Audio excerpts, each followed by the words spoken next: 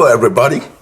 Once again, this is Fred Wanko coming to you from our studios in Chicago with another edition of Bold Talk on Island TV. And as usual, I like to say good morning, good afternoon, and good evening to you, depending on where you are around the world. Folks, my introduction here is simply going to say Dele Alake. Dele Alake. Dele Alake. If you've been following my talk through the years, you'll note that I've had a lot of episodes where Dele Alake featured, either just as a photo as I was talking about news distortion, or as I was talking about his role as the Minister of Solid Minerals and how he has no background in solid minerals. And the only reason he's there, obviously, is that he's one of the right hands of the president, and solid minerals is going to be, moving forward, Nigeria's oil and gas. Need I say more? In this episode, I ran into an interview that Dele Alake had with one of the reporters on TVC television, which is Bola Ahmed Tinubu's TV station. So it tells you that anytime they appear there, it's propaganda anyway. Nobody takes it seriously. In this case, you're also not going to take it seriously, but it's the contradiction that, and how much Nigerian leaders, so-called leaders, take Nigerians for granted. During the whole June 12th scenario, leading up to it and going all the way to the elections that elected President Obasanjo in 1999, journalists played very significant roles. I will never diminish the role of journalists. Dele Alake is a journalist, no question about it. His sidekick, or I don't know who is sidekicking for who, Bayo Onanuga, is also a journalist. Then you also have journalists that do their best to be objective in news reporting. I don't want to say any of the names here because I don't want the Dele Alake forces and Bayo Onanuga forces to start antagonizing the people who are the names I mentioned as honorable journalists. But until I see otherwise, Dele Alake is one person that I don't see as an honorable journalist. He's a news distortion journalist. And that's very significant in my presentation here today, because if this video interview I'm going to show you of Dele Alake at TVC was done as recent as 8 years ago, it will become the standard for news in Nigeria, because it's that news distortion that they are used to, whether it's covertly distorting the news or overtly distorting the news. Dele Alake, and you notice not just in this interview, but every time you see him interviewed, he's Mr. I did this, I did that, I single-handedly did this. That's, his ego is just, he likes tooting his own horn. Doesn't mean he wasn't editor at Concord, which you'll hear in the interview, doesn't mean he wasn't editor-in-chief. And what I'm saying here doesn't diminish the significance of MK Abiola. But I'm saying that from a Dele Alake and Bayo Ononuga standpoint, every role they've played in journalism in Nigeria, whether they are reporting on Peter Obi as allies of Peter Obi, or MK Abiola, or Basanjo, or Danjuma, or King Gigbe, or whoever they are reporting on, Buhari, whoever side they are on, their specialty is to have the good journalists write good journalism, but their job is propaganda and news distortion. But the news distortion thing is, by the way, and this episode is about the honor in the work he, quote unquote, seems to have done during the June 12th process. Because June 12th is a single date, but it's actually a process in Nigeria's history that led up to June 12th and beyond. The beauty of the work that they did, whether it's him or Bola Ahmed Tinubu as part of the June 12th Nadeko democracy movement, this interview he did really tells you, in Igbo language we say, Ochia Oto, that somebody is smiling at you doesn't mean that they mean well. Because the contradiction between the beauty of the work they did leading up to June 12th and the disgrace that they've become, starting with the presidential election of 2023 and leading into rigging the election and leading into buying the judges to declare them winners of the election, it's just night and day. And as I watched him take so much pride in his role in June 12th and echoing Bola Ahmed Tinubu's role in June 12th and how he financed it, how he was there with Abiola when they met Abacha, great, beautiful stuff. Even me, who has been very critical of Bola Ahmed Tinubu, I too was a fan of Bola Ahmed Tinubu until recently, the things he's done in Lagos and the election he just rigged.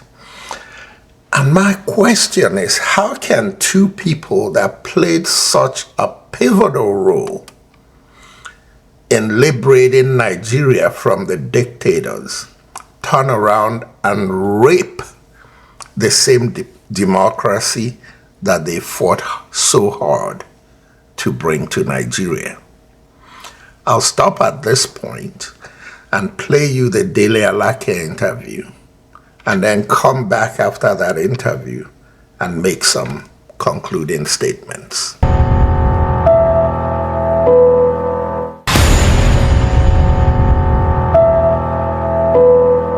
I recall very vividly, as if it was yesterday, the very night in December of 1992 that Chief MK Abiola, my publisher then, called me to his house at night and said he wanted to run for office and that he wanted me to draft a public statement about his intention to run. So we argued back and forth, and based on my journalistic exposure and experience at the time and as an editor of his paper and all of that, the network and the political barometer that I measured, it was obvious to me that the military was not ready to leave office. And so I gave him that point, and he said that he knew that. and that if, in any case, he did not run, in spite of the fact that the military was obviously not leaving office, that history would then blame him. Folks, that much is good. Great job, Dele Alake. At the time that MK intended to come out, he was the only political giant remaining in the firmament. And that was the reason he gave. He said if he did not venture into it to attempt to push out the military, history and posterity will not forgive him. So, by the time the elections came on June 12, it was everybody else in Nigeria who was conscious, who was aware, who was politically sagacious, knew that MK was going to win that election. The only people that couldn't believe or did not envisage that he would win were the military top brass. And not all of them. The ultra-conservative wing of the military top brass didn't believe it. So when he won very convincingly, and I maintain it till tomorrow, that was the freest and the fairest, the most transparent elections that Nigeria has ever had. Because throughout that day, there was not a single incident of violence, of ballot snatching, of thuggery, of hooliganism anywhere, or of rigging anywhere. Secondly, it was on that day that everybody trooped out, including 80-year-olds, just to cast their vote, because it was payback time across the country for MK. So the results were just, already foretold.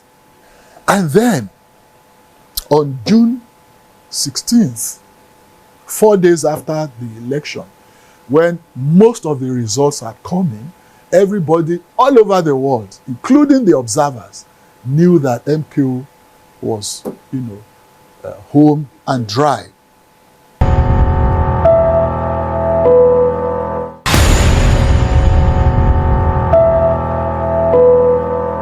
So now, Dele Alake took pride in being part of an election that was so fair and free, and there was no bloodshed, no rigging.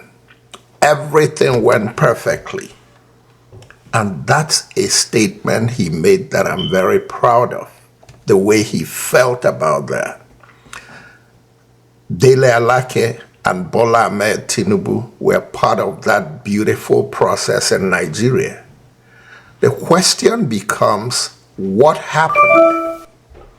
How did the same Dele Alake and Bola Ahmed Tinubu become the chief architects of raping the same democracy that they were so instrumental in winning for Nigeria? But more importantly, to show you how our leaders have the impetus to think that they could do whatever they like and nobody will hold them accountable.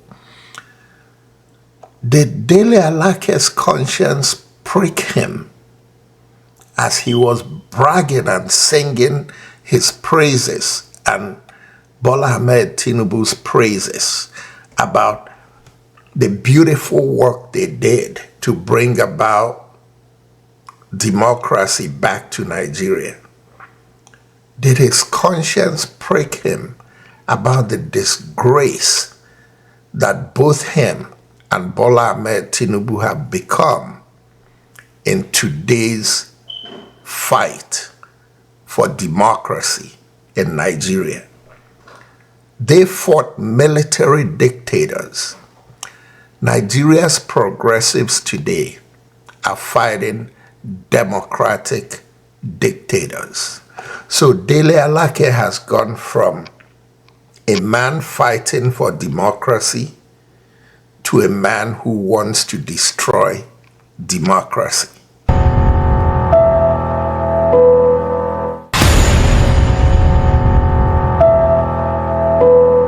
results were suspended. And we plunged into the crisis. It was tremendous. It was a humongous crisis. I do not wish such a crisis for Nigeria again. There was confusion all over the country. There was consternation. Ashiwaju and the leaders, we now converged and we started planning, and there were moves all over the country to dissuade IBB, from going ahead with the suspension of the results and all of that. Lo and behold, on June 23rd, in the morning, we had a statement, or was it a broadcast or something it was a broadcast from the villa, totally annulling the elections. And Nigeria plunged into darkness from that moment. MKO said he was not going to back down. He was going to defend his mandate to the last drop of his blood, and called on all Nigerians, all lovers of freedom and democracy, to rise up against the military, against the annulment of that, because it was a bad precedent. So that was the beginning of the struggle against not just the annulment, but against militarism. For the sake of posterity and history, especially now. So hurriedly, he put up a contraption called the Interim National Government, ING, and then brought in the late Chief Ernest Shonekan, who was chairman of UAC, because Shonekan, that was supposed to be a strategy, but it didn't work, because IBB did not know the kind of culture of Yorubas, the Southwesterners. He now went to Abeokuta, the hometown of Chief MKO Abiola, to pick Ernest Shonekan as a head of state, a replacement, a substitute. But the Yoruba said, no, we didn't vote for Shonekan, we voted for MKO. And you don't end the leadership of the Yorubas simply because you have money, or because you have influence, or because you have the wherewithal to buy them. No. Yorubas are totally acculturated on the basis and contingents of honor. Being Democrats. Excuse me while I laugh. Dele Alake took a lot of pride as the fighters for the mandate of Abiola were encouraging Nigerians to take to the streets and fight to win back Chief MKO Abiola's mandate. That's the right thing to do. But today, Dele Alake, his sidekick Bayo Ononuga, Bola Ahmed Tinubu, Akpabio, the Senate President, and Wike are all part of the forces that are mobilizing DSS and anybody else that can kill and maim Nigerians to make sure that if Nigerians dare go into the streets, they'll waste Nigerians' blood. It's the same Dele Alake. He also concluded on that section about the culture of Yorubas, the pride of Yorubas, not to support a man who was not the winner of the election, as in the interim government Shonekan. And he took pride that Abacha did not understand that picking Shonekan from Abeokuta is not going to work because Yorubas are not going to tolerate it. Isn't that a joke? So what happened? How come Dele Alake and Bayo Ononuga and the Bilokan crowd of Yorubas, from street thugs to a fraction of Afenifere chieftains, how come they supported Bola Ahmed Tinubu and INEC and Yakubu, the chairman of INEC, and APC, rigging an election that every foreign observer knew that they lost?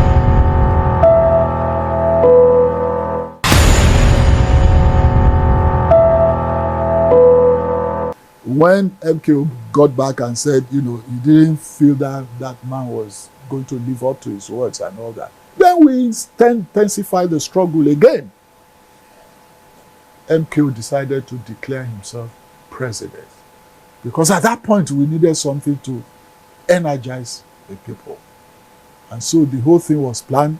Again, Senator Bola Ahmed Tinubu was very pivotal in the plan. And that was what led to the famous Ekpetedo Declaration. Senator Bola Ahmed Tinubu, as he then was, became so critical of the government. He became a major force of the Nadeco struggle and a major financier as well. When Abacha came in and dissolved all democratic structures, Senator Bola Tinubu called, and a few, I think 4 of his colleagues, and then announced publicly, issued a statement reinstating all democratic structures against, that was a frontal attack against the military. Of course, it was also, the 4 of them were declared wanted immediately and eventually arrested. So Senator Tinubu was, and the 4 of them, they were detained at Alagbon Close. Dr. Bekor and Sonkuti was already detained by that time. So, from inside Alagbon Close, from inside detention, Senator Tinubu was financing and directing the operations of the struggle. Nigeria was to host the Junior World Cup or something, FIFA something in 95.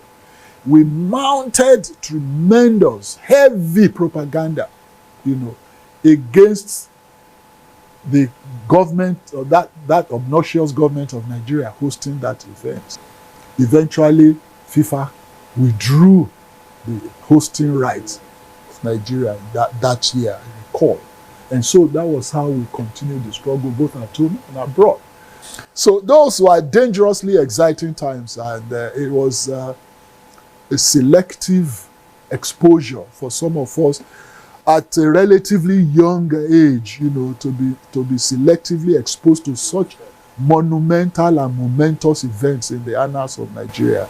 It was quite an honor and a privilege and an experience that one can never take for granted. Senator Tinubu differed and said, look, if we struggled and then we were at that point, and here the military, they had been compelled to put a transition program in place. So if we shied away from it, people who never took part in the struggle, who did not appreciate the norms and dynamics of democracy, will take over government. And that was eventually what happened. But at the time, we believed that we only had civilian rule, not absolute democracy. So we continue to wage the struggle for proper democracy, true federalism, fiscal federalism. And we are still in the struggle.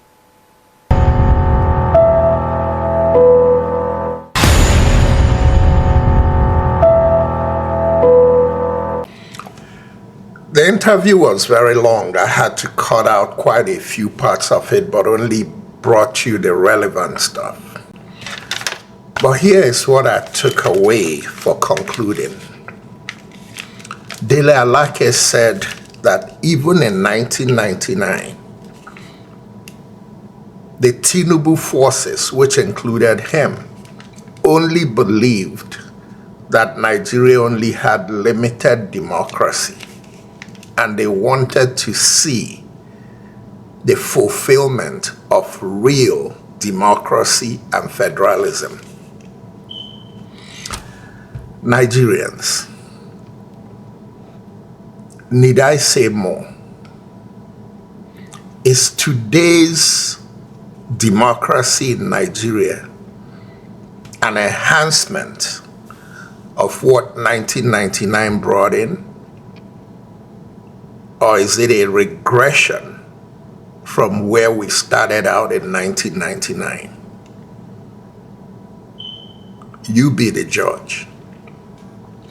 Ladies and gentlemen, once again, this is Fred Nwankwo coming to you from our studios in Chicago with another edition of Bull Talk on Island TV.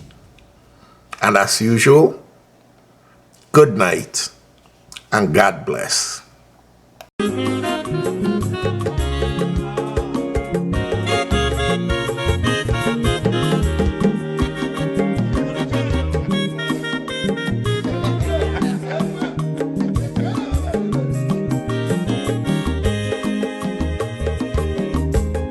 When your mazolo bio, akwa mazolo bio, Max, if you bunye go kwanu mo no fube nazo olaga ni piazugo, ulaga do ni piazugo, akwa ilochi yo biko rapuzoro, kona bazia. Never be kitchen for I'm a Pamnica. Well, you work well.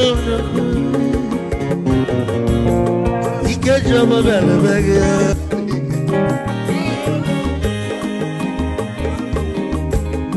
Eku Kampune Kene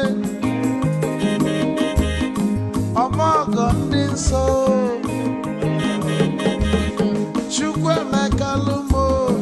Chukwu negaji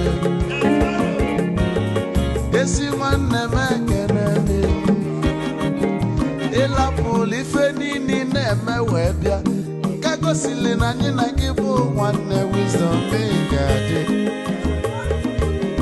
ka nye gị maịkị ka ogobanya bụ egwu isili mmaksi ọ bụ na-etiri egwu a malụkwa malụ n'imego m ife ọjọọ